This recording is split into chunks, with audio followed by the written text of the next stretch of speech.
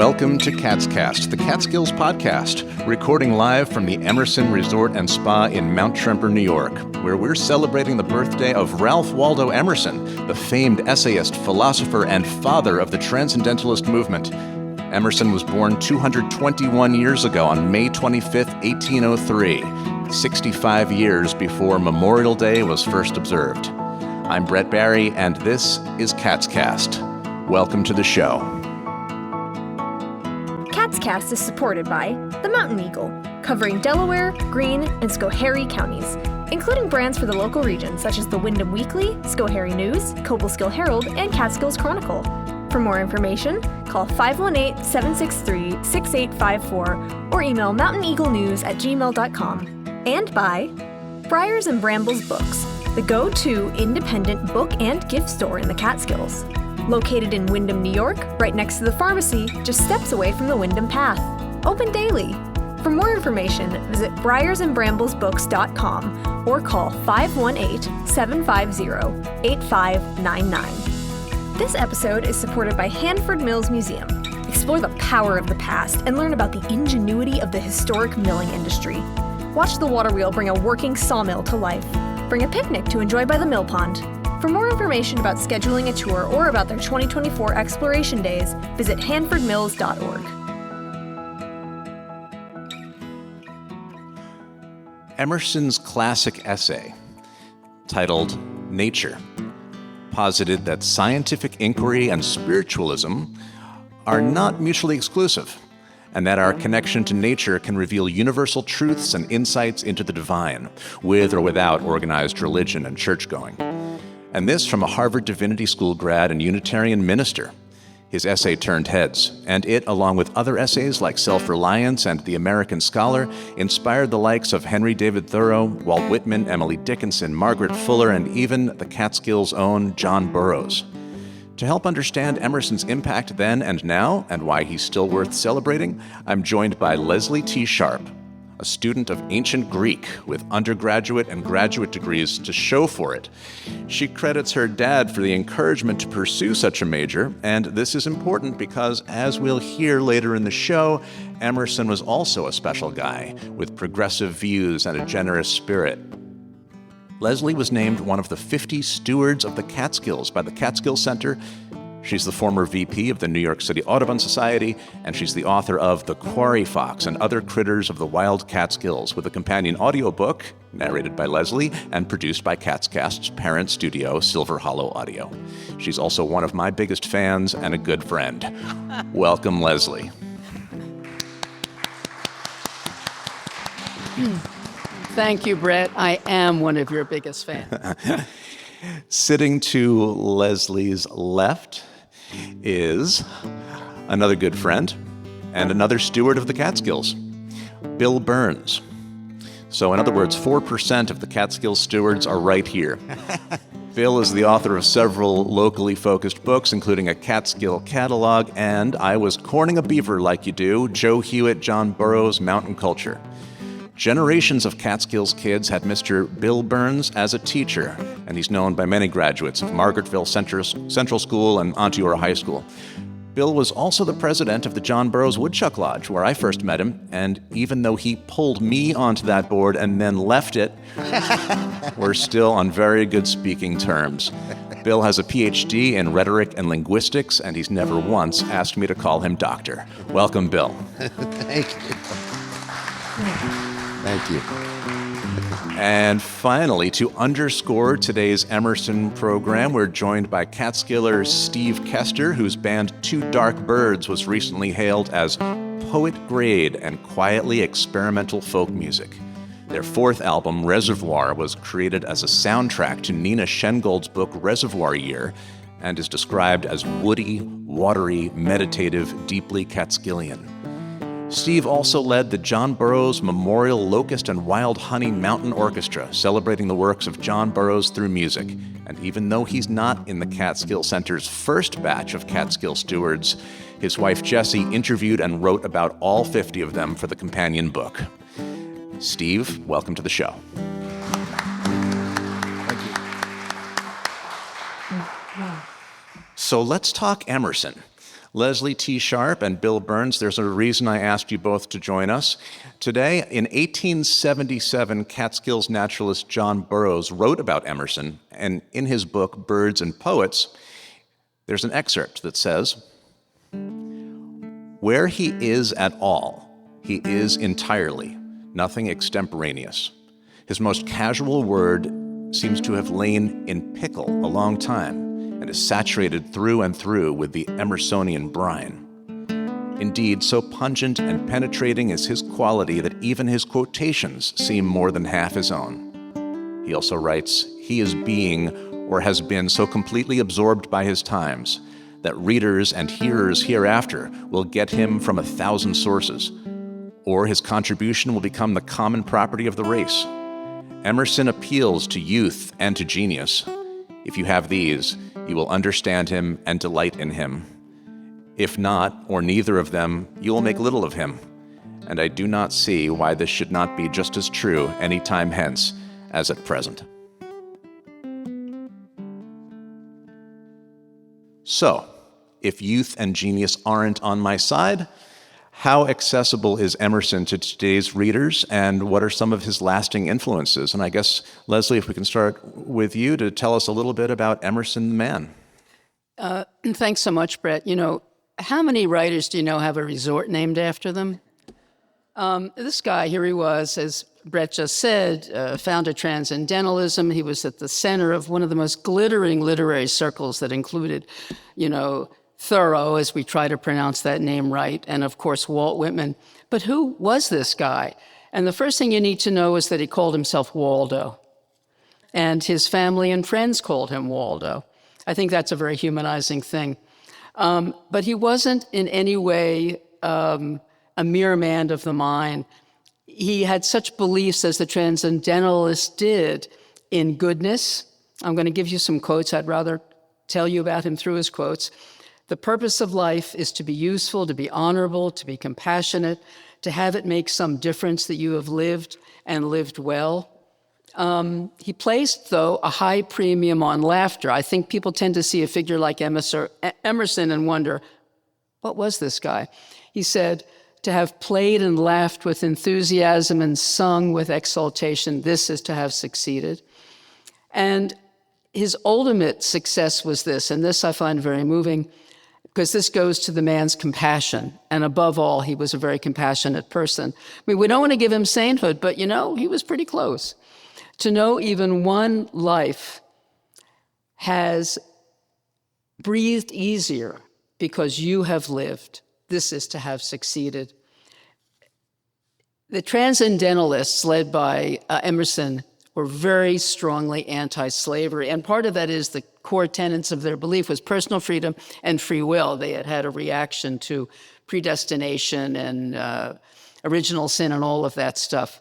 And he said this sentence, which is very broad, "Emancipation is the demand of civilization." But listen to this quote, and Brett referred to his quotes. A lot of people think that the story of his literary output can really be told more in his quotations. He had the ability to extract in a few words such important messages and to really hit you with them. Listen to this.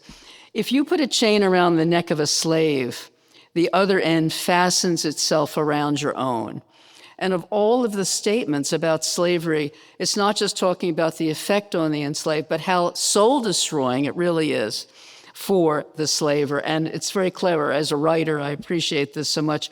"And fastens itself around your own," meaning he talks right to the people.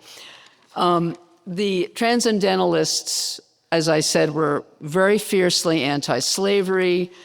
Bronson Alcott, Louisa May's dad, who was a member of this circle, took in John Brown's family after John Brown was hung. They were part of the Underground Railroad. And also Emerson entertained John Brown in his home. A lot of people, Emerson had, I think because, we think of his essays, the essays were originally lectures. So they start often from a kind of cool sort of, rhetorical point, and then they'll build a bit. So I think in a sense, a lot of people look at those so-called essays that were lectures and think he's a little bit tepid about some things. That's why the best way to read him is to find his journals, because that's where he really lets his hair down, as we will see.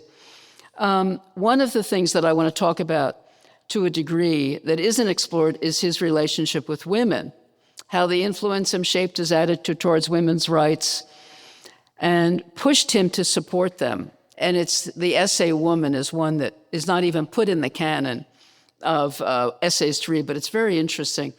And some of you may have heard of Margaret Fuller, who we're going to talk about a bit today. She was the woman that changed so many of his precepts about women and about gender, for that matter. And she was an extraordinary figure, really the first American public intellectual. She lived in the 19th century, and lived into the 19th century. She was called the most well-read woman in New England. And she was the only person really regarded as Emerson's intellectual equal, which is kind of interesting to think. And partially, she's kind of had a resurgence because of women's studies and things like that. But again, so often women tend to sort of fall by the wayside, and a lot of people haven't even heard of her. And she was a hoot, as we will see. Just some general influence. He was raised by his mom, Ruth Haskins, and by his aunt, Mary Moody Emerson, who spent a lot of time in the house. And what happened was his dad, who was a Unitarian minister, died when he was 8. And there was a lot of influence on him of death. You know, as Brett and I were talking earlier, and I said in those days, Brett, death wasn't a shadow, it was your companion. And he would lose 2 brothers. He would lose his oldest child when his child was 5, young Waldo. And he never quite recovered. He lost his first wife to tuberculosis when she was just 20. And that's one of the things that Margaret Fuller kind of walked in, because as much as he loved his second wife, he was bereft of intellectual companionship. But his mom was also a teacher, and in those days, a little bit about girls' education, which is kind of interesting. Obviously, there were no public schools. It wasn't a mandate to teach girls, so that the girls maybe of the upper classes would go to schools in genteel ladies' homes, and they would learn reading, writing, arithmetic, maybe singing, maybe dancing. And they also learned embroidery, which is actually pretty serious. I'm sure some of you collect colonial samplers. I sure do. And that was an art form that sprung out of that very early girls' education. Now, Emerson and his older brother William, who was also to die not of tuberculosis but of tetanus, something was going to get you young in those days. They both taught in his mother's school. And although it was kind of a modest curriculum, the emphasis of these, if you want to call them transcendentalists, these sort of New Englanders, was on progressive education. And part of progressive education meant teaching girls. And he did. He had that mandate. Now, just a couple of words on that to give you an idea. Bronson Alcott, Louisa May's dad, founded the Temple School in Boston, which was co-ed. And Bronson was a whole book in himself. He was a total character, a transcendentalist, passionate anti-slaver, passionate progressive educator. And all of the women that would come out of this era and do anything, and this is a shout out to all you girl dads in the audience, including these guys, is that those women were educated by their dads independently very often. These women were pushed by their fathers. Certainly, some of you may have heard of Susan Cooper, James Fenimore Cooper's daughter, and he educated her with his own sons, and she would write Rural Hours, which was the first nature book of place. It was about Cooperstown that influenced our John Burroughs, and it influenced Thoreau too. And then, of course, you had Bronson Alcott. Guess who? Guess who was his daughter? Louisa May. And they had a passionate relationship, he and his wife, of the mind. And they were both, not only supportive of her and educated her, but pushed her to be independent, pushed her she not only wanted to be a great writer, she was an interesting, young woman. She wanted to be famous. That's what Louisa May wanted to be. She wanted to be rich. And guess what? She got it. And that a lot had to do not only with her parents, but with a father behind her who pushed her. So then as now, dads are very important for daughters. Now, it's a story about Bronson Alcott. This will give you a sense of the progressive educators. He founded the Temple School in Boston. You had kids, girls came. Co-ed, that was important to them. Everything was fine, and then Bronson, being Bronson, started discussing religion. Oh, here we go. And then he just started discussing sex. That was really getting a little bit. So half the family left, right? But what he really did, he brought a young African-American girl to the school, and that was the end of the school. So the point is the transcendentalists, and of course Bronson was a big one, they always believed in pushing the envelope for social justice. And they also believed, they were all progressive educators. The wives of many of these transcendentalists were also educators. They believe that education is truly the first and most significant step to equality, which it is. Equality of the sexes, equality of the races. And that seems so obvious to us today, but you know what? It was radical and shocking then. And you know what? In some cultures, it's still radical and shocking, as we know. Enter Margaret Fuller.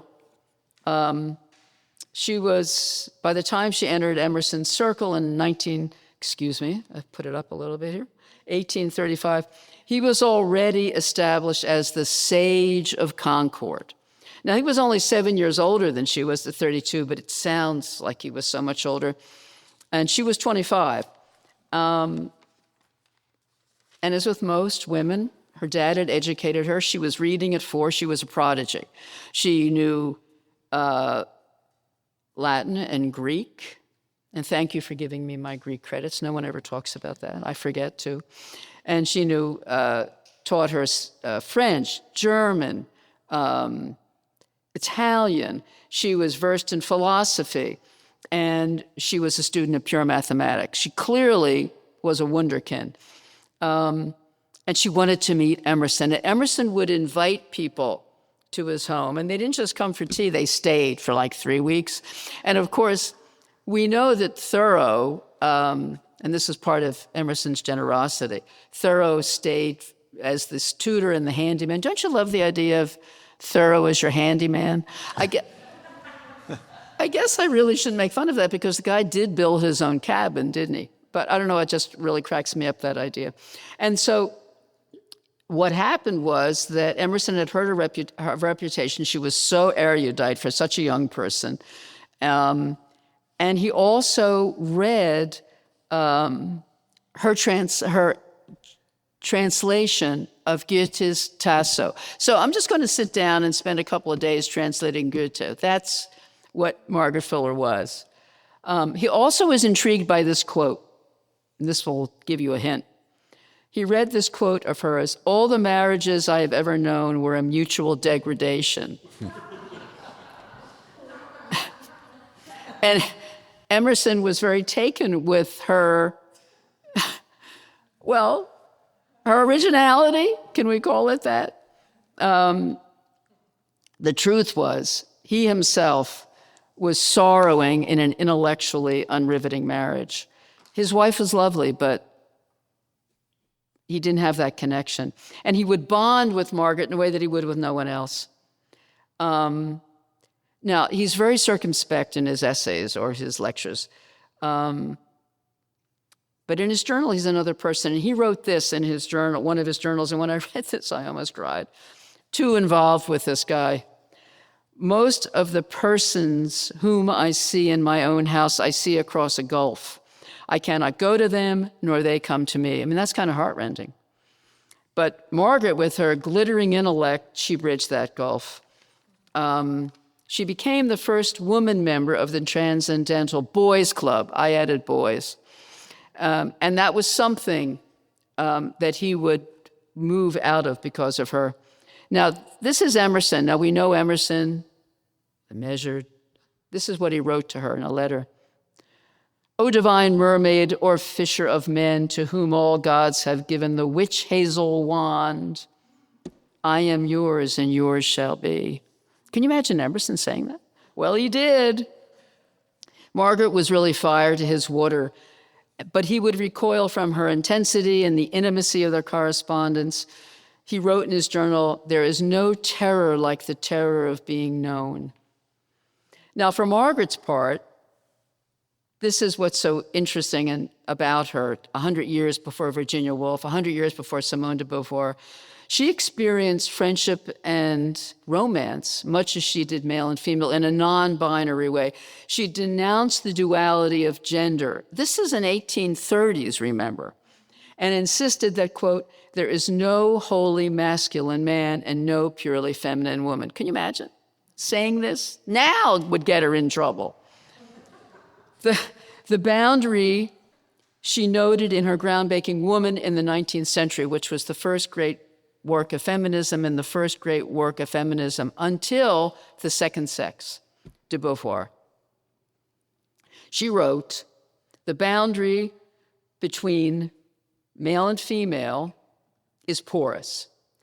Fluid hardens to solid, solid rushes to fluid, as male and female are perpetually rushing into one another. Now, this was a century before Virginia Woolf challenged gender identity in Orlando, which was a book that I read when I was in college, and I really had no idea what it was about. Now I do. Woolf challenged gender identity and stated, in each of us two powers reside, the male and the female. This was 100 years after Margaret said the same thing. Now, both Emerson and Margaret accepted the notion of innate differences between the sexes, of male and female principles in nature. But thanks to Margaret, Emerson came to believe that the best and most interesting natures had both elements. He said, this is Emerson, a highly endowed man with good intellect and good conscience is a man-woman. Can you imagine? This is Emerson. He wrote, and what he really got from her, because he was a man of his time, he was a little more conventional originally, and he pulled back from assigning women a separate domestic sphere of influence, and he wrote, quote, I think it is impossible to separate the interests and education of the sexes. Every county in its role of honor has as many women as men. That was a big thing. And in 1850, he signed the Declaration of Principles put forth by the First National Women's Rights Convention in Worcester, Massachusetts. His essay, Lecture, a Woman, 1855, which no one has read but me, called for women, and really, you don't need to, called for women to receive their one half of the world, their full rights of all kinds, to education, to employment, to equal laws of property, equal rights in marriage, in the exercise of their professions and of suffrage. He argued that if women were denied suffrage, they should not be taxed. Here he goes. And what's kind of, he still was not quite sure why women would want to be in the public sphere, like it's corrupt, it's base, and he had a romantic image of women of being so above that. So he said, he didn't quite understand it, but he said, well, I don't really get it, but if women demand votes, offices, and political equality with men, it must not be refused. One of the things that talking about this I think is so important because, if you look at Emerson, and there's so much about him that I love, his belief in goodness, and his stress on the possibility of goodness, always there in all of us, is that he stressed intellectually independence and critical thinking more than anything. And it's easy to talk that game, but the guy did it to himself. He applied self-criticism, self-critical thinking, and he was moved by her. She enabled these changes in him.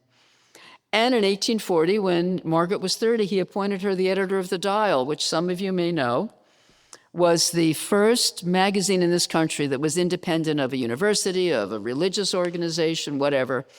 It was independent and free thought, all subjects, literature, science, art, you name it. And he not only did it because he felt she deserved it, and he did put her there over men in the transcendental group, but he wanted to give her an income. And this also, another characteristic of his that I love, it goes to his generosity. He was not only very forthcoming with himself, but he was very forthcoming with money, and he wanted her to be paid so she could write and be independent. Now, we know that he was generous with Thoreau. I mean, Thoreau was really living with them for a while, you know, and he also let him use the 14 acres that were the Walden Pond area. But he was also always bailing out the Alcotts because Bronson was incompetent, and he was always buying him houses. So there was this great generosity. And Margaret was Thoreau's first editor, and she kept sending us stuff back and saying, would you revise? Would you revise? Would you revise? Can you imagine being Thoreau's first editor? Now, Edgar Allan Poe, who wasn't of this circle, but who did have some of his work published there, said about her, about Margaret, humanity is divided into men, women, and Margaret Fuller. And then as it goes on, 2 years later, and you know, there's all kinds of ways of looking at it. I didn't touch on it in detail, and one really doesn't have the time, but the correspondence between the two of them was passionate. It was clearly an undertone of eroticism, clearly the push-pull of attraction, repulsion. She wanted more, you know, he not only was married, you know, he was trying to be self-reliant. So it was this constant assailing, in a way, of him that she brought. But he was irrepressibly drawn to her. Not only was she fire to his water, I like to think that he was the ocean. That's a great way to think of him. But she was the wind, and the result was a lot of waves with these two. But she eventually left, and some people think, well, you know, she was in love with, I don't know. We don't know any of that. And the relationship, I think, was far more complex than that. She went on to be, Horace Greeley hired her, the first woman columnist there. She became the first male or female literary critic. She was sent abroad by him to be the first woman foreign correspondent. She was a war correspondent during the Italian Revolution. What happened was Margaret, who was firmly against marriage, there's a line, and it's in Walden, where Thoreau says, I came to the woods because I wanted to suck the marrow out of life, and I wanted to experience all and know that I had lived. That was really the transcendentalists' core to a degree, and that was Margaret. So what did she do? She goes to Italy. She gets picked up by some guy, or she picked him up, 10 years younger, a Marquess who was illiterate, and they had a big affair. She had a baby with him when she was in her late 30s, which I think shocked her, like, am I really pregnant? And they refer to them as husband and wife, but no one ever found the marriage certificate, and I'm sure she didn't marry him. And the proof of that is that Horace Greeley fired her. I think that it was a bridge too far. Maybe not the affair, but she comes back with a baby, 20-month-old baby. Poor Nino. What happened was they came back in a steamer. They didn't have a lot of money. And Emerson, true to his generosity, said, let me buy you a ticket on a good boat. No, no, no. And it was a terrible tragedy. The boat sank right off the coast of Fire Island. It's an awful tale. And he sent Thoreau, he was devastated. He sent Thoreau to try to find her manuscript. She was writing what she thought was her masterwork, the history of that revolution, and it couldn't be found. And I used to go to Fire Island and go to that place on Point of Woods, and I would stand there and think, my God, this is where it happened, and Thoreau was here and all of that. And it was a great tragedy. She was 40. Great tragedy for American intellectual tradition. When I think of the relationship between these two, the only way I have of placing it is in the next century to think of Simone de Beauvoir and Jean-Paul Sartre. And that relationship was wrapped around a movement too, which of course was existentialism. He wrote I have lost in her my audience, but more her heart, which few knew was as great as her mind, which all knew. And then he devoted himself to editing her memoirs, which actually had 13 printings and was the most popular work until Uncle Tom's Cabin came along, even though they seemed to edit all the juicy stuff out, all the stuff that Margaret had in there, which you can imagine, that's the only downside to it.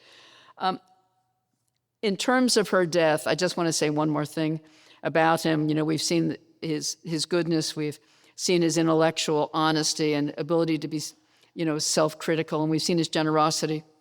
He had a lot of losses in his life. This really was very difficult for him. But he never turned to bitterness. He never let tragedy affect his spirit. And there's a great quote, because we're living in a time where everybody's so damn mad all the time. There's this great quote: "For every minute you're angry, you lose 60 seconds of happiness." It's a good thing to remember. And I'm going to leave you with my personal favorite quote, which has resonances of another great New Englander, Robert Frost: "Do not go where the path may lead. Go instead where there is no path and leave a trail." And is my favorite Emerson. So that's kind of a background, a little bit into who he was, and remember, he was Waldo.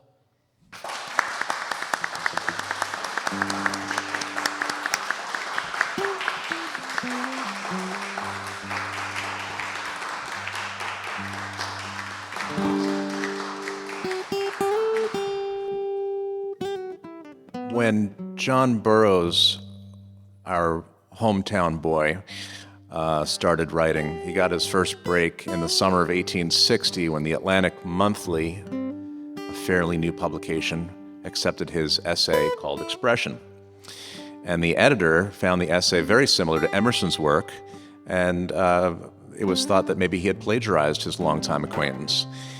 I have a couple quotes here to show the similarity. One of the famous quotes by John Burroughs is, "The place to observe nature is where you are. The walk to take today is the walk you took yesterday.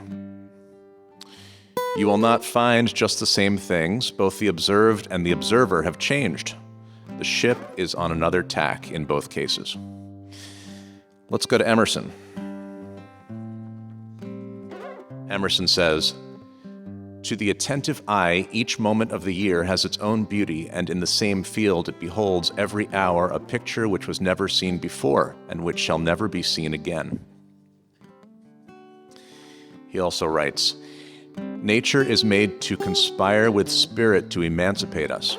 Certain mechanical changes, a small alteration in our local position, apprises us of a dualism.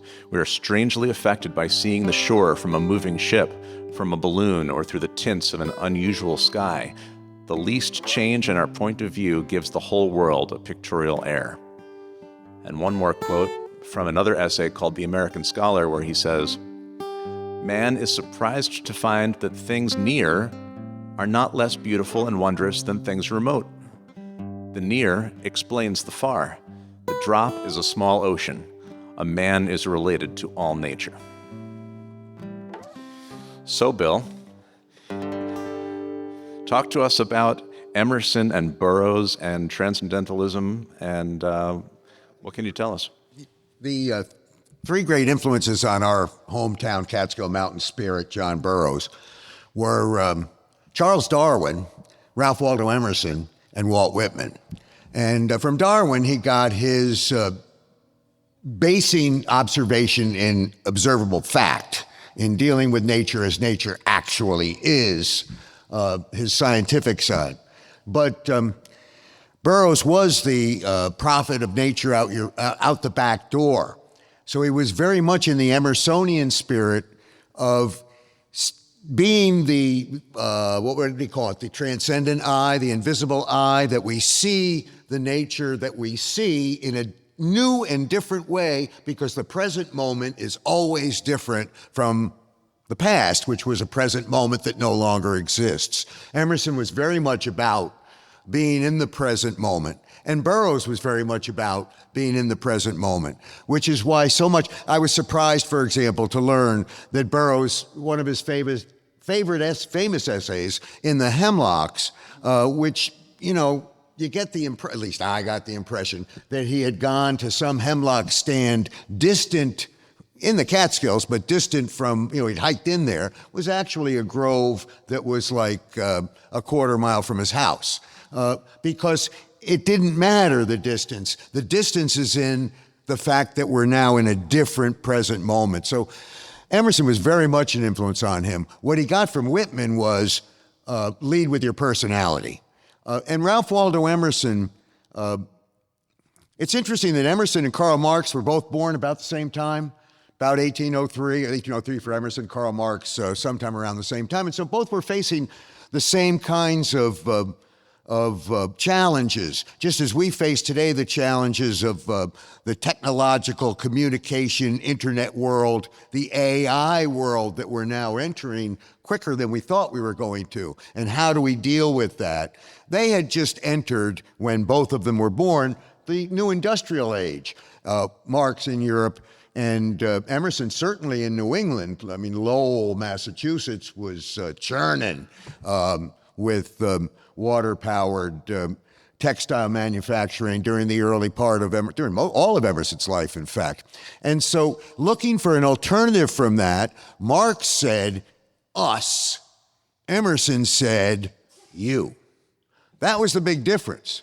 Marx, it was everybody in this room is going to work together, think alike in order to change this challenging situation. Where for Emerson, it was the development of the individual. And the most important thing was the individual, which leads to his concern for education. I'm sure that Mary Lyon, I don't know this, but I'm sure that when she founded Mount Holyoke College, which I believe was the first female seminary, that she had been reading Emerson or knew Emerson, that she was an Emersonian bringing that forward. I don't know about Wellesley, but I'll bet it was the same idea, that all the women's colleges were essentially Emersonian. You're a Wellesley girl. But I'm close to that. Yeah, they started as seminaries. Yeah.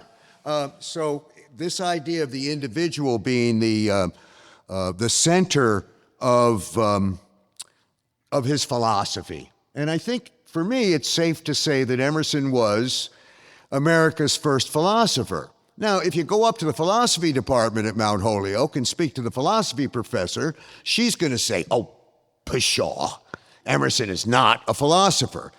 My brother was a philosophy major at Rensselaer Polytechnic Institute. Strange. And he used to tell me about analytic philosophy, which I didn't understand at the time. I think I got it now, which is the mode of philosophy that's taught in American Academy today. It focuses on analysis. Analysis is logic. Logic has nothing to do with Emerson's philosophy. It's intuitive. It's what we feel. Education, a very important part of Emerson's philosophy. But unlike the European education, which was, the professor was Herr Doctor, who was very much up here, not to be associating with the plebeian students, that he was, I hate to say indoctrinating, but I might. For Emerson, education was NBA, just like the basketball league. Nature, books, action.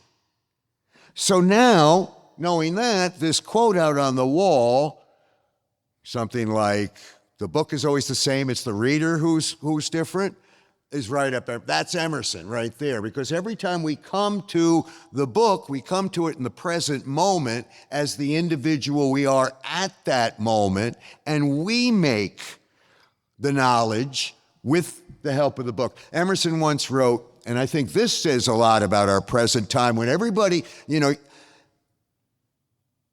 don't get sick in America today. You start a journey, right? We're all on a journey. We're all like, and you know, he or she is, you know, discussing their journey, and our life is that journey. Well, for Emerson, that process was absolutely key. The life is the text, Emerson said, and the book is the commentary. So to put it in Judaic terms, the Torah, the truth, because that's what the Torah supposedly is, the truth, is the life. Commentary is just the Talmud. It's what people have to say about it. So the books are less really important in education than the life. And where is the life lived? As the other quote on the wall outside says, out in the wild air. And then the third thing, and this is very American, isn't it? And that's what Emerson was very much up to. He came, you know, born in 1903. It's interesting to me that Jefferson was president when he was born. Whatever criticism we have about Jefferson, he did write the Declaration of Independence. It was a very kind of hopeful, we're starting something new kind of time. And when he died in 1877, Rutherford B. Hayes was the president. He was the one responsible for saying, oh, we won't worry about the Negroes, as they called them, in the South. You can do whatever you want with them as long as you turn your votes over to me so I can be president. So he had gone from, you know, this very hopeful time to being, as Leslie pointed out, being very, you know, involved. He did become an abolitionist. He did become an abolitionist. Margaret Fuller was a very great influence on that. He was kind of, you know, in the middle ground there for a while, as many people were. Whitman never came out for abolition before the war. He was a free soiler, which meant leave it where it is, but don't let it extend. So Emerson, I think, understood at his time that if this new country, this America, was going to be a culturally independent, not just the political independence of the Declaration of Independence, but a political, cultural independence that put those values of the Declaration of Independence, values of equality and pursuit of happiness and all those things, life, liberty, into the culture at the time. We couldn't just borrow the stuff that was coming from Europe, which is what everybody was doing. He wasn't our first writer, right? Washington Irving was very popular in England, but Irving wrote stuff like the Knickerbocker Almanac there, where it was, you know, kind of extending the characterization of the old-time New Yorkers, and for a little bit of a chuckle. And Cooper was a novelist, but they were romances, you know. When my mother was a girl, she was born in 1911, she wasn't allowed to read novels. Novels were considered naughty. Thank you. They were considered naughty. And the fact that Emerson, he never wrote a novel, he wrote essays and poems. And those essays and poems were specifically designed to break free from the European manner of writing, the English manner of creating literature in British literature. He was going to help create a new American literature, and he certainly did. Can I go on? So the one other thing I want to add is, if you talk to people today, you know, the two subjects we're not supposed to talk about in polite society are politics and religion, and it seems like all we talk about these days. So at least the politics part. But if you ask a progressive, educated, intelligent crowd like this, are you religious? 9 out of 10 people, I find, say, I'm not religious, but I'm spiritual. Emerson invented that. I'm serious. That did not, as far as I can tell, that did not exist before Emerson. You could be a theist like our founding fathers, you know, where you know, Washington had a pew in the local church, but, you know, he believed, you know, the watchmaker God. You know, it wasn't really a God that's going to intervene in things that happen. You know, he was not a Calvinist God whatsoever. You could be that, but you had to be some religion. And Emerson famously left his pulpit in 1831-32 after his wife died. He had a crisis of faith. You can imagine, young woman, she was 19 years old. She had TB when he married her. He knew it was going to be a rough road. He didn't know she was going to die at 19. She did. He was brokenhearted. What kind of a God can do this? And he focused his religious doubts on the Eucharist, on the communion service in the Unitarian Church, that he was the pastor of the Second Church of Boston. And he finally, maybe a little bit cocky, maybe he could be cocky occasionally, he said to his congregation, I'm sorry, you're going to have to choose between me and the communion service, because I can't do it anymore. I just don't believe in it. And if I keep doing it, I'm going to be a hypocrite. And I think he was sure they'd choose him. They didn't. They chose the communion service. He resigned honorably because they didn't choose him. And that idea of being spiritual, he wasn't, he was a fill-in. He made a living in the beginning by being a fill-in preacher. So, you could always make a few bucks by giving a sermon at somebody's church who has to be away that Sunday. And a lecturer. Ended up giving up the fill-in preaching and being a pretty much full-time lecturer. So really became, if Margaret Fuller was our first female public intellectual, Emerson was really our first public intellectual. The guy was commenting not just on politics, although there was some of that, but culture and all that kind of stuff. But he invented that idea of being spiritual without being religious. And the other thing I think he invented, it seems to me, is reinventing yourself. Once he was no longer Reverend Ralph Waldo Emerson, no longer the pastor of the Second Church of Boston. Who was he? And he had to kind of reinvent himself. And today, what's more American than reinventing yourself, right? Most of we just had Cher's 78th birthday, and not a person in this room knows her last name. She reinvented herself, right? She became Cher, not the girl that went to high school in California somewhere. Say thank you to Ralph Waldo Emerson, Cher. Thanks.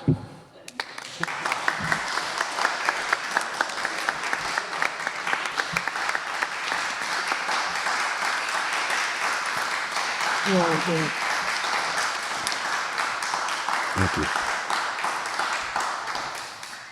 Thank you, Bill. So at this point, since we have a live audience, we should open it up for a little Q&A before we move on to the next segment. So Julianne has a mic there that even though we might be able to hear you in this room, please use the mic so we can hear you on this recording. So would anybody have a question for Leslie T. Sharp or Bill Burns? I guess I would just like to hear more about the relationship between Emerson and Thoreau. Because I feel like Thoreau kind of looms larger maybe even than Emerson in our culture. And so how did that come about? Yeah, I think Bill can talk about it. I think that's what's so, it's a very interesting relationship in that Thoreau was really, it started out by being more like a younger brother even, and certainly, and Emerson was his mentor, and Emerson always kind of looked after him. I mean, he sort of did that with these folks and gave him a place to stay. As I said, he was, I love the idea of him being Emerson's handyman. He was also the tutor to their kids, wasn't he, Bill?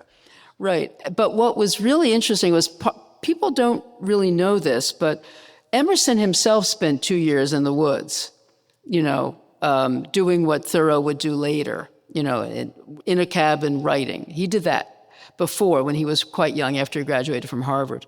And I'm not saying that Thoreau imitated that, because Thoreau obviously took it to another level because he wrote Walden, Life in the Woods out of that. But he gave him the use of those 14 acres. We sort of think of Thoreau in the woods and we think of him like maybe on Mount Tremper. But those 14 acres, they were in Concord. I mean, what Thoreau would do, he built his cabin, and he would very often, people would come and visit. He would very often go into town and have dinner with friends. He would go over to the Emersons. He wasn't in wild nature. Isn't that fair to say? Yes, very. But one of, we were talking earlier about, and of course, another influence, Emerson himself was being very influenced by Eastern religion, mysticism, and Thoreau, of course, really went in that direction too. I mean, this is the 1830s, the 1840s, and you had Thoreau. I love this image of him sitting cross-legged outside of his hut, being a swami.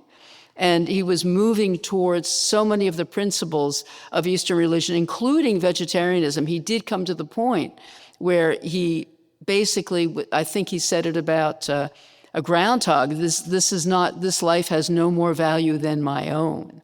He really came to that. But Emerson also had those influences. So I do think there was not a falling out at the end, but sort of a necessary redefining that Thoreau did of himself, and so stepped away a little bit. Bill, maybe you know. Well, I think we lose a little something about these kinds of relationships when we think of them as individual relationships. You know, it was Waldo and Henry David. But really, there were family relationships involved too, I think. I just read this great book. I can't give you the title. It's on my phone. If you're interested, I can give it to you later. But it was about this guy who wrote a history of the world from way, way back, BC, focusing on families. So he didn't write about Julius Caesar. He wrote about the Caesars, the family. And when he introduced... He didn't write about Donald Trump. He wrote about Donald Trump's grandfather coming to America for the first time. So everything was through the family. Thoreau did tutor, as Leslie pointed out, the children of Emerson. So he was involved with his kids. We all here have people who we became friends with because our kids were friends with their kids, if we have children. You know what I mean? So there was that thing going on. And Thoreau and Mrs. Emerson, Lydian, and you had pointed out, which I didn't realize, Leslie pointed out to me earlier, that Lydian Emerson, Emerson's second wife, they had a good relationship. She was a fine, wonderful person, but she wasn't on the same intellectual plane that Waldo was. But she seemed to be on the same intellectual plane as Henry David was, because they got along famously. And so not only was, if Henry David could get exasperated with Waldo, which he could occasionally. Like once, I was telling a story earlier when he was in jail and Waldo wasn't in jail, and he was in jail because he didn't pay his taxes to support the Mexican War. And Waldo looks through the bars at the jailhouse, exasperated with his young mentee, because it really was a mentor-mentee kind of relationship, and says, "What are you doing in there, Henry?" And Thoreau says, "What are you doing out there, Waldo? Right? You paid your taxes to support this lousy war. It wasn't, you were the one." But so even when he would get exasperated with Emerson, or Emerson would lose his patience with the younger, and I don't know what the age difference was, somehow 18 years. I think about, yes. Yeah. Interestingly, let me finish. But there was always that connection with Lydian. So, it's the kind of thing where you're friends with a family and you're a little bit perturbed with one of the members of the couple that head up that family, but you're still very much friends with the other one. So that family connection was very important to the two of them as well.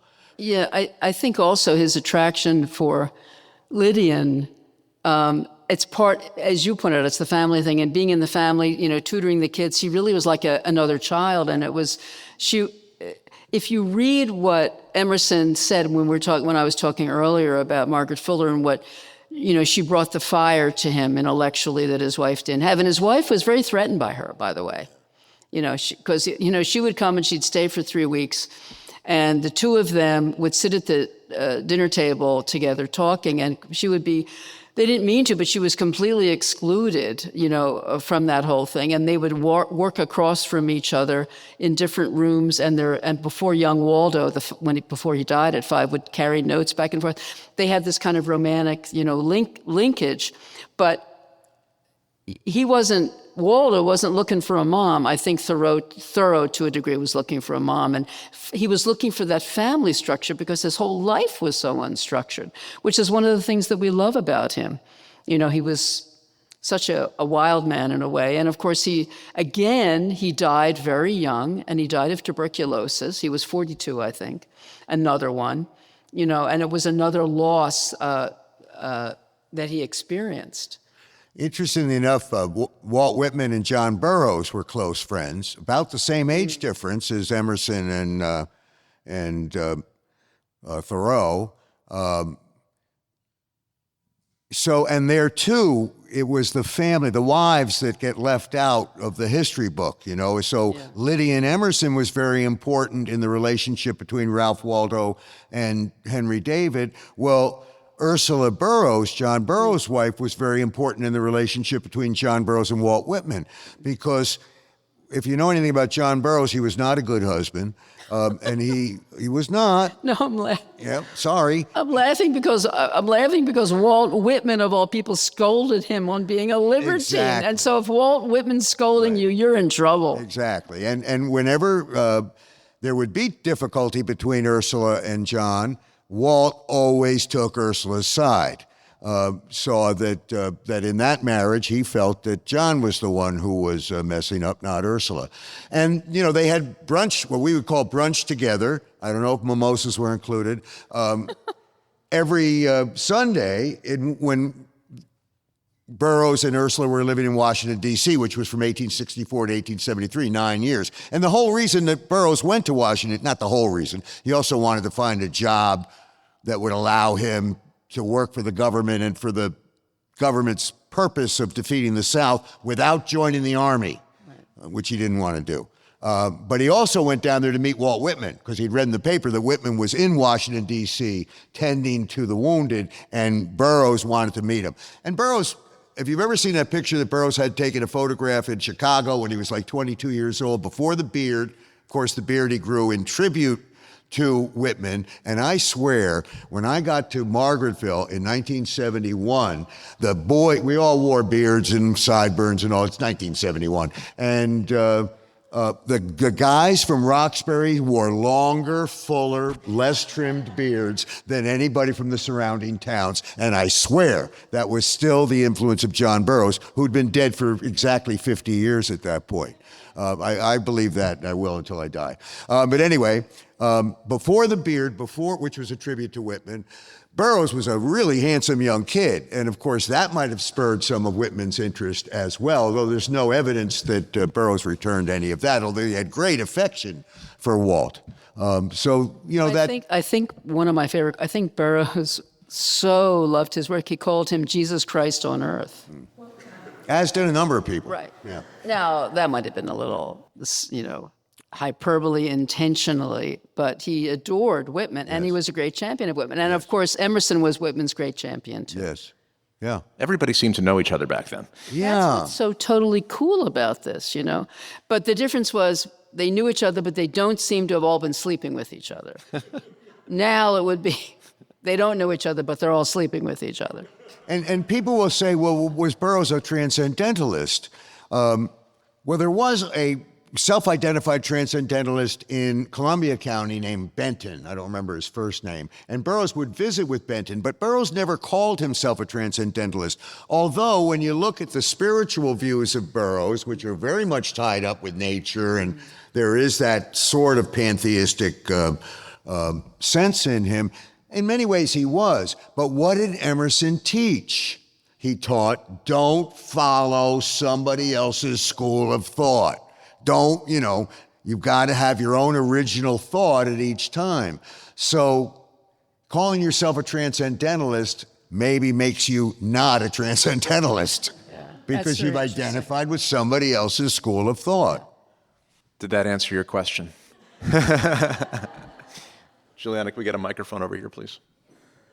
You had mentioned earlier that Mount Holyoke was influenced by Emerson. How about Emerson College? Did that have any connection at all? Well, I think Emerson College is a lot younger than Mount Holyoke, is my guess. Again, I don't know any of this, so it's all I'm making all this stuff up. But no, it just seems to me that Emerson College is a lot younger than Mount Holyoke, so it probably was less directly. Whereas I'm sure, I'm going to look it up when I get home. I'm going to look up Mary Lyon, and I'll bet Emerson's name will appear somewhere in the article about her. I'm not sure that, I think, my guess is the naming of Emerson College was like the naming of the Emerson Spahn Resort. It was a tribute to somebody whose historical importance fit with the mission, as it fits with the mission here, since the mission here is to get people out into nature, expanding their individual, spa feelings. We have another question. So you just now mentioned everybody knew everyone, right? And you earlier were talking about his his kind of ideology about slavery. And I was watching a Orson Welles video earlier today where he was talking about Julia Howe, her version of John Brown's Body, which became the Battle Hymn of the Republic. Right, exactly. And I'm thinking about like her kind of concept of not being controlled by others. Was she part of the Emersonian? She's not really mentioned, is she? Not that I'm not aware of, no. But you know what's so interesting about that, though? John Brown, he's an endlessly fascinating figure. And of course, as you all know, he led the raid on Harper's Ferry, and people were killed. He was doing it to start the Civil War, to hopefully have a slave uprising. It didn't happen. They hung him, blah, blah, blah. And a lot of people thought it was sort of a failed gesture. But you know it's so interesting. We forget this today, that he really did end up doing what he wanted to do. There was a Civil War. And John Brown, who was sort of looked at like a criminal, and it was Robert E. Lee that actually caught him. It's interesting, when he was with the Union Army. But the thing about John Brown that was so interesting, that the Battle Hymn of the Republic, mine eyes have seen the glory of the coming of the Lord. He's tramping down the vintage where the grapes of wrath are stored. Originally was John Brown's body lies a moldering in the grave. And that's a version that we've all forgotten, but that's what the Union forces sang going into battle. So John Brown, who was considered to be a criminal, turned out in retrospect to be the rallying cause of the Union troops, and that's what they marched to. And then she came along and someone said, do you think we could sort of finesse this a little bit? Maybe that guy, and that's how they changed it, and that's how we know it. But that original song was the exaltation of him, and he basically achieved what he wanted to do. And it's still kind of an ambivalent attitude that the country has toward him, because he did lead a raid on an American military facility. He did kill soldiers. He took half his family there, was killed with him. But there are some times in life when you need an unrepentant, fervid, wild-eyed man. If you see the pictures of him that they always show, well, guess what? It worked. So here's to John Brown. Here's my theory. You can tell where the American society is at any point in time by your attitude towards John Brown. That's a great... So that I graduated from high school in 1966, and in 2000 and let's say 2006, just to be even, I was teaching a class at Ontario High School. It was a team-taught class with my friend and former colleague, Jason Kalinda.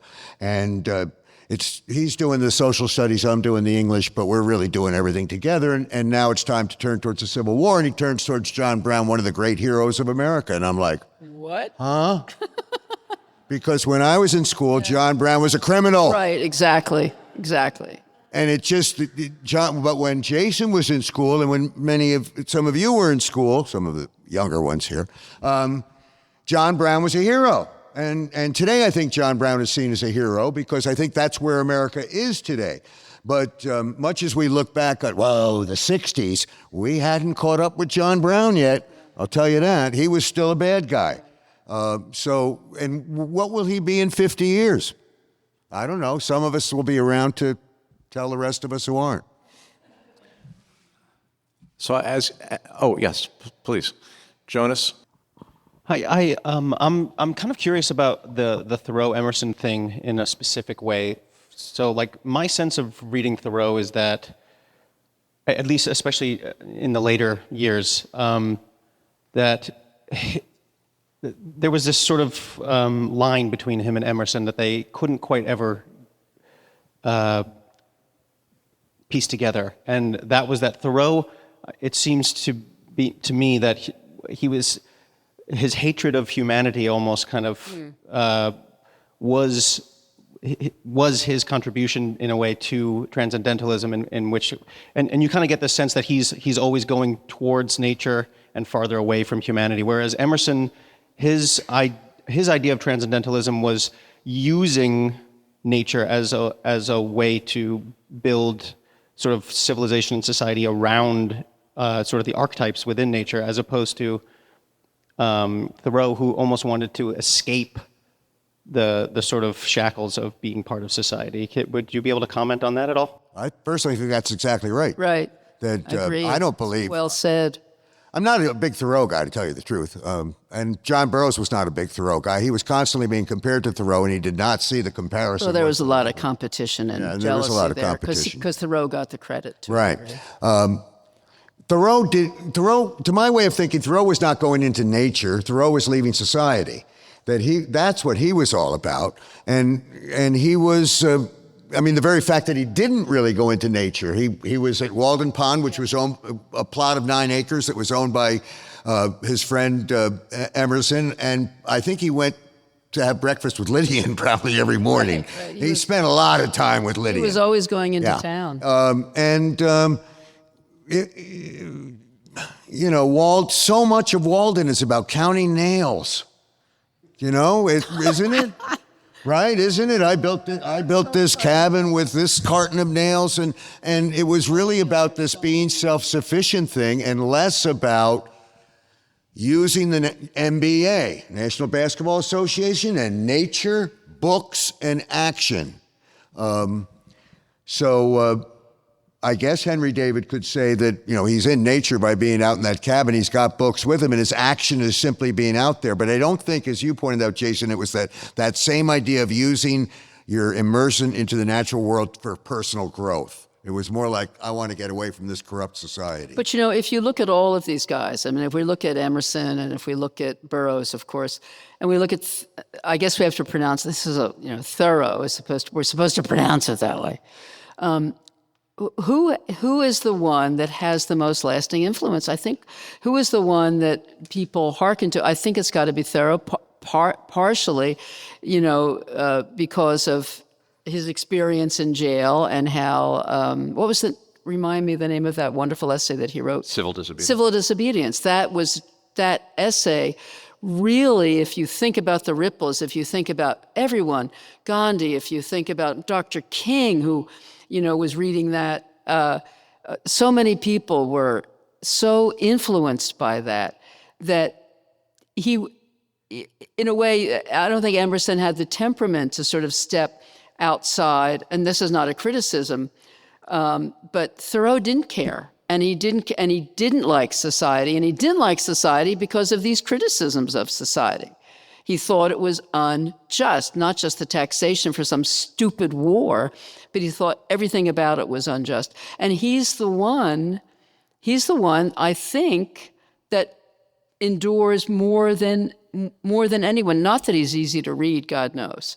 He's not. And Margaret Fuller was right when she sent back his stuff and said, rewrite it, But he really is the one that lights a fire. And I can't help but love him so much because of how totally ahead of his time he was.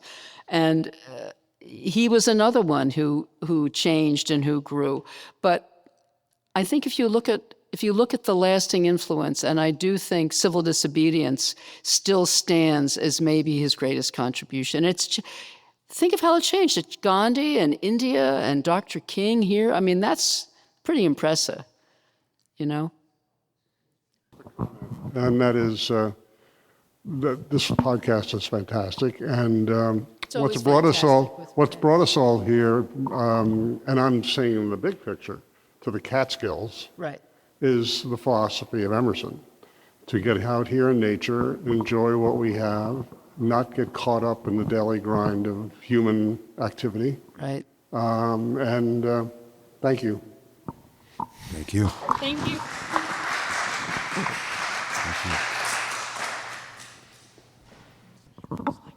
Hi, thank you.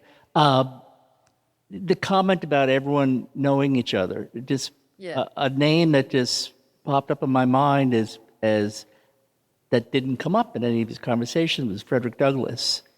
And interesting. And there was crossover between white abolitionists and yes. And I'm just wondering, was there much of a nexus between Frederick Douglass and the people we're talking about? Do you know, Bill? I don't. I don't know. I don't either, which probably means no. That they're for all of the transcendentalists, pushing progressive education and everything like that, there were still color lines, clearly. I think one of the things that's hard for us to kind of grapple with is the population change.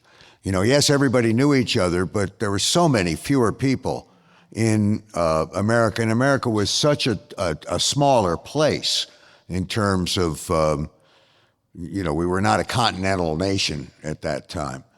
I mean, I'm always surprised when John F. Kennedy was elected president when 130 million people lived in this country. It's 330 million now. Wow. When I was first teaching at Margaretville, I taught a class in the population explosion. And that was what everybody was talking about in the early 70s was, the population explosion. It's uncomfortable to talk about now because we know that there are people actively talking in our socio-political world who would propose solutions to the population that shouldn't be said. So we don't talk about it anymore. So instead this is my view anyway, instead we talk about climate change. It's the same thing. There's just too many people on the same size Earth, right? And that's changed the climate. Yeah. And it's easier to deal with the idea of climate, maybe not be easier practically, but it's easier morally to deal with the question of climate change than to deal with the fact that we've got 7 or 8 billion people on the planet, and we thought we had a population problem when there were 2 or 3 billion people on the planet. So. Well, there's a third rail for you. Yeah. Well, we've covered a lot of ground, and I just want to thank you, Bill and Leslie. Bill and Leslie are no strangers to the Cats Cast podcast. In fact, if you search Birns, B-I-R-N-S, at catscast.com, you'll find 2 episodes that feature him, including a history of Hobart's greatest son, John Davenport Clark, which we recorded during the pandemic outside at a distance, and another episode, Voices of the Central Catskills, with reminiscences of John Burroughs. Steve Kester's in that one too. And if you search for Leslie on our website, you'll find her on the Bluebird Chronicles, A Catskills Romance, and The Quarry Fox and Other Critters of the Wild Catskills. Also, she's featured in a show about writers in the mountains. So lots of information there to delve more deeply into the many, many, many things that these 2 individuals can talk about intelligently. So at this point in the program, I just want to bring in Jonas Finkel, who is the social media coordinator and quite a few other things here at the Emerson Resort, including house trivia host. So we asked him to host our Ralph Waldo Emerson Trivia, complete with Emerson Resort prizes. That's for our live studio audience right after the show, Please stick around. And listeners at home, you can play too. Just click the link in the show notes for our online version, and we'll mail a prize to the 3 listeners with the highest scores. But please, no Googling. So, Jonas, please take that microphone right there. And welcome to the show. Thank you for hosting us. And can you tell us a little bit about how you feel this resort, the Emerson Resort, embodies Emerson the man? Yeah, well, besides him being our namesake, I would say, first of all, I think it was mentioned earlier, but the first thing you basically see when you walk into the Emerson are his quotes, and they line the hallways. They're right behind the front desk. So they're everywhere. We also sell a lot of the Transcendentalists' collections of essays, books, whether we're talking Thoreau, Burroughs, or Emerson. You can find them all over. We have a lot of his quotes inside the rooms, whether you're in the inn or over in the lodge. So there, we do take pride in his name, and we do try to sort of champion what he, or at least carry on the legacy of that. And he had a lot to do with this area and why a lot of this land is forever wild, right all around us. And we are basically in the heart of the Catskills here and enveloped on all 4 sides by the Catskill Mountains. And I think it's going to forever look like this. It's the reason why we get tourism here, in my opinion, is the fact that, you can still come here and sort of be your own version of a modern day transcendentalist, in a place like this, because it's possible, because it's capable. And also, we're 2 hours from New York City, and to think that, those two worlds so separate can be so close, I think is really. Well, excuse me, I think it's important to remember that the reason for that is this is all part of the Catskill Park. That's right. The Adirondack part. I mean, it's millions of preserved land, but that Forever Wild was put in to preserve our forests. And so it's really codified in state law that Catskill Park, the Adirondack Park, nobody can screw with. That's it, right. basically. And when you look outside, you'll see there's no McDonald's around the corner. It's green. How has the Emerson, or how does the Emerson embrace and celebrate the Catskills on a day-to-day basis, and the opportunities that you provide the guests here? Yeah, we have a lot. Well, first off, we do guided nature walks here. And part of that is actually explaining the history of the Catskills and of Ralph Waldo Emerson and his impact, as well as other transcendentalists. And that's really big. But we also do a lot of like experiences and activities here as well with found objects, whether it's pebble painting or we actually use a lot of other sort of found objects. Like we have this Japanese knotweed that is actually, kind of an invasive species. But what we do with it is, we'll cut it down and we create wind chimes out of them and things like that for our guests to experience. Also, I mean, just the spa itself, it's inspired by nature, and I'll put it to you this way: I've been working here for over a decade now. I mean, and that's essentially a third of my life, and. It is in some ways a job like most jobs. Most of the time I spend a lot of time on screens, reading emails, doing what I have to do in that way. But, I get a lunch break or just, any kind of break really, and I can come outside and go sit on the banks of the Esopus Creek. And just doing that as someone who works here, I mean, just that idea and knowing that basically, my job is to kind of give out the invitation to people who really need that sort of thing, need that break, need that 3 inches of shoulder lowering, from the rat race of life. And I think that's really the main focus of the Emerson, is to kind of get people away from that and to really feel like they're being enveloped by nature. It's great. Thank you so much, Jonas. There's one other thing I wanted to point out that Emerson has that is personally exciting to me because I know the artist, and that's Allison Berry. Yes. If you go out, take a right, you will see a series of panels. She's an incredible painter, artist. And it's a permanent installation. I'm thrilled to say I hadn't seen it for a while, and I was hoping it was still up. And it's the history of the Catskill watershed from the very beginning all the way up to now, and I really urge you all to look. And that's such a wonderful thing that Emerson did. First of all, I was so happy for Allison because she's a pal. But secondly, it's a brilliant, brilliant series of paintings that comprise this. It is. It's a great piece. And actually, usually when we do one of these guided nature walks, that's usually the first thing we point out to kind of set up the context for where we're about to go walk. That would make her so happy. Yeah. And as we're talking, it occurs to me kind of like then and now, like we all know each other up in the Catskills. Everybody who's a writer, everybody who's an educator, everybody who is a naturalist, it's like we all know each other, don't we? Yes. Well, cool kids do cool stuff together. Yeah, it's very cool. It's almost as though the transcendentalists were sort of like the precursor to the beatniks in a way, where they had this sort of crew. They certainly were as iconoclastic. Yeah, and as absolutely. shocking.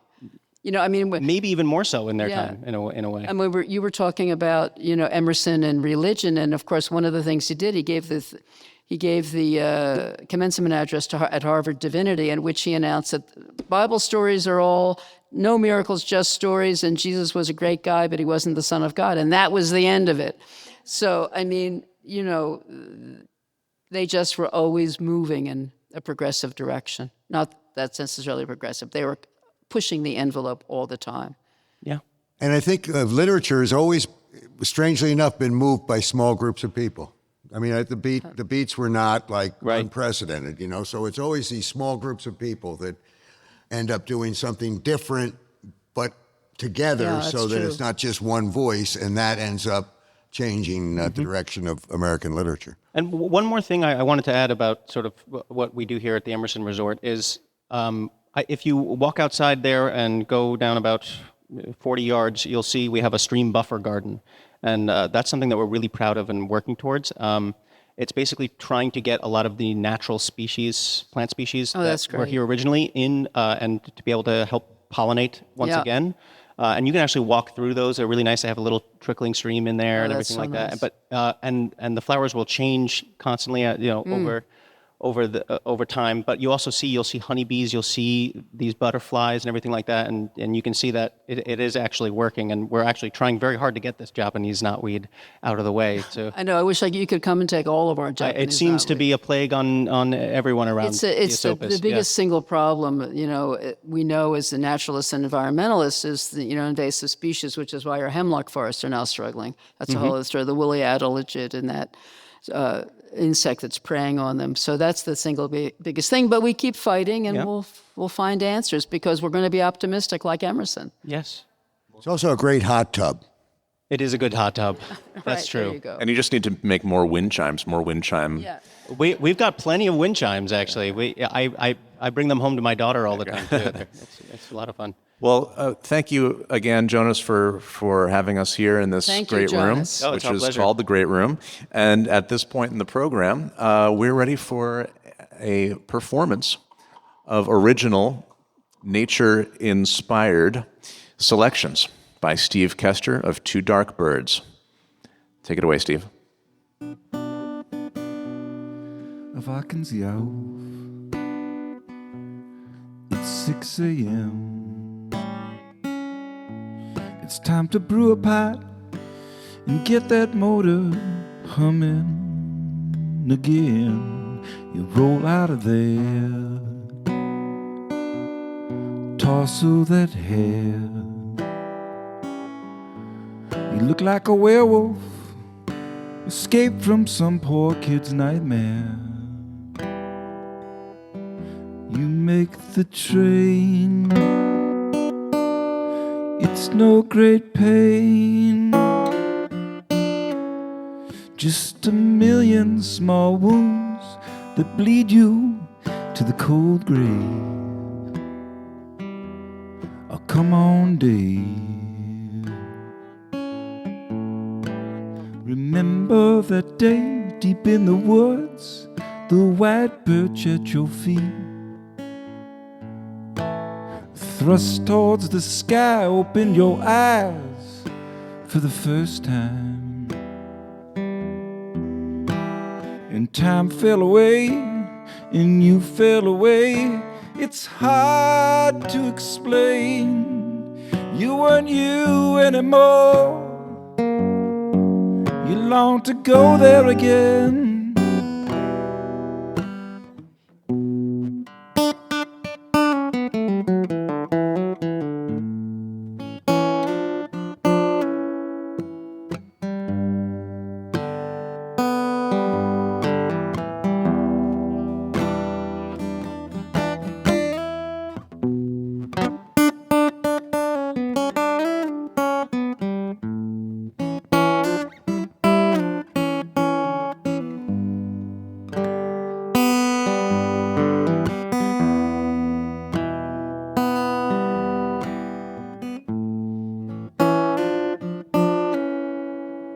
Remember that day deep in the woods, the white birch at your feet,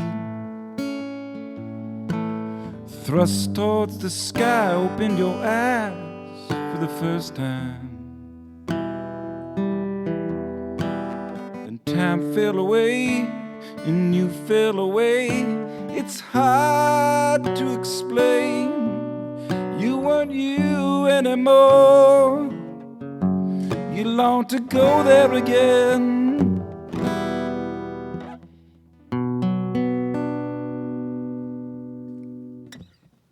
Thank you.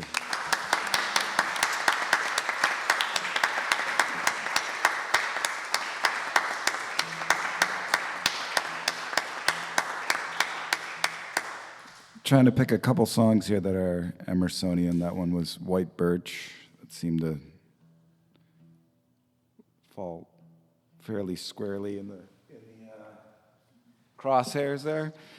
And this next tune is a song called Wake Robin. I wrote a bunch of songs inspired by Burroughs. And so there's Wake Robin was his first book. Is that right? First nature book.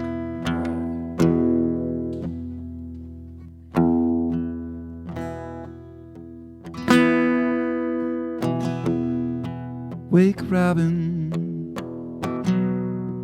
wake Robin, wake Robin,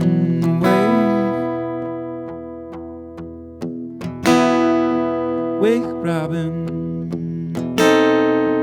wake Robin, wake Robin, wake. Wake, Robin, wake. In the treetops, twittering hemlocks. Can it be once again? You have come, my friend.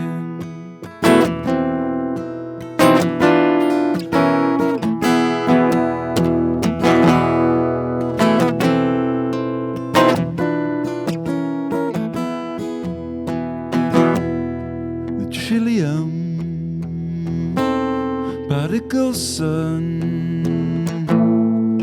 can it be once more? Shining down on my door.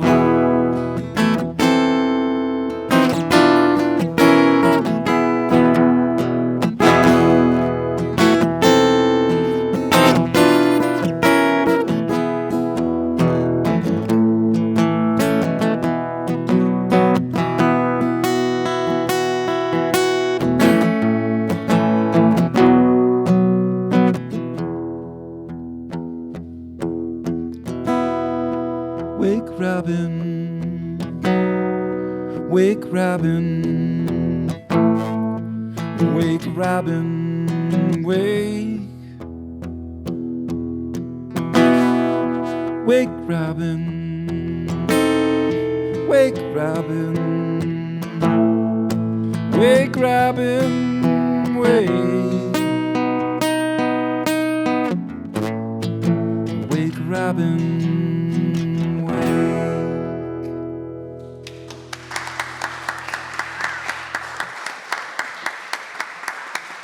Thank you, thank you.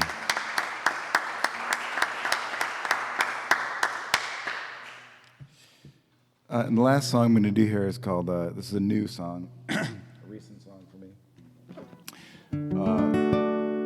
called Jesus is a Tree. And I wasn't thinking about Emerson when I wrote this song, but from listening to Bill and Leslie today, I might as well have been.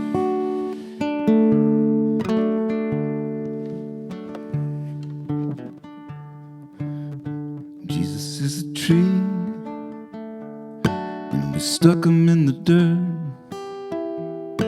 to see if he would bear the fruit of our old desperate hurt. And Jesus is a tree.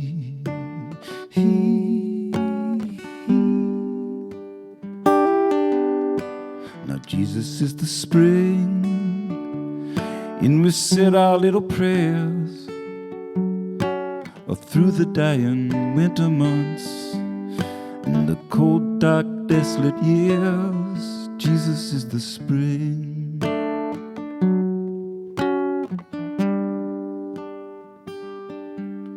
My heart is like a flower. You hold it in your hand. When the grievous hour of faith is struck across this shattered land. Now Jesus was the sun so bright I could barely hold my eyes open. But people, they got confused when they heard his final cries. They say he's my beast of burden. They'd all ride into the town on the fateful hour of the fateful day. When my time is come, Jesus is a beast.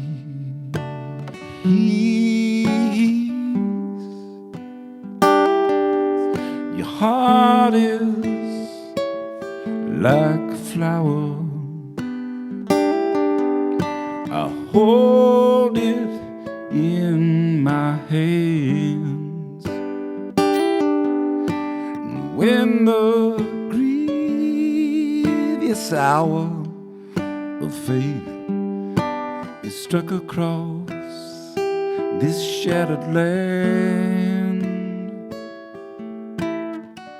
left a mess in Texas, oh, the sin-sick soul, abandoned in a parking lot where all the bad weeds grow. And you know I didn't mean it, just sometimes how it rolls. You just to kind of lose your hold.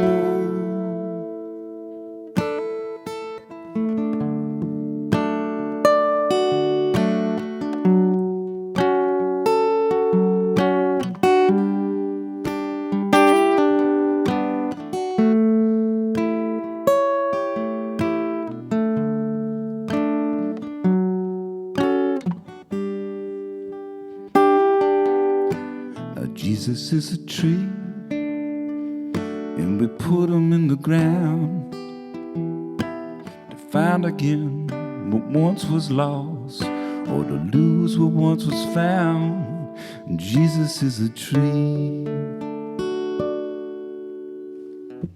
Thank you.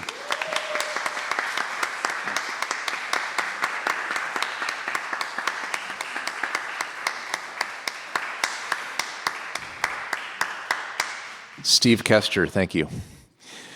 Thank you for joining us for CatsCast's special live recording in celebration of Ralph Waldo Emerson, who would have been 221 years old this weekend and whose philosophy and writings still resonate. Live audience, stick around for trivia with Jonas. Podcast audience, click the link in our show notes to play at home.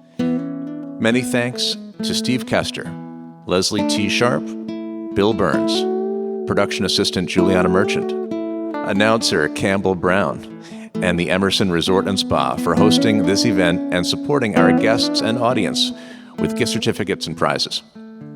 If you're here in person, please take some time to explore the resort after our show, and if you're listening from home, come visit the Emerson's nature-inspired spa. Dine at their signature restaurant, Catamount, enjoy the shops at Emerson, and marvel at the world's largest kaleidoscope. CatsCast is a bi-weekly production of Silver Hollow Audio. And if you want to hear a little more from Ralph Waldo, check out episode 24 for a reading of his Uses of Great Men by our friend Rollin Smith. Lots more at catscast.com. I'm Brett Barry. Thanks for listening, and we'll see you next time.